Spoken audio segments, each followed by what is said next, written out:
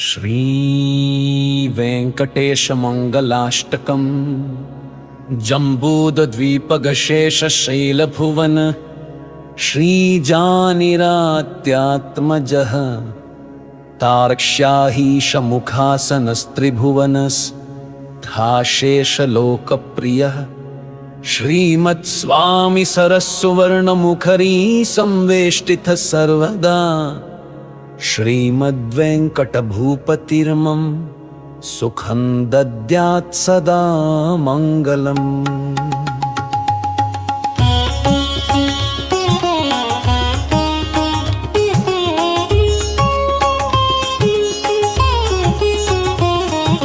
संतप्तामलजातरूपरचितागारे निविष्ट सदा स्वर्गद्वारकवाटतोरणयुतः प्राकारसपत्तान्वितः भास्वत्काञ्चन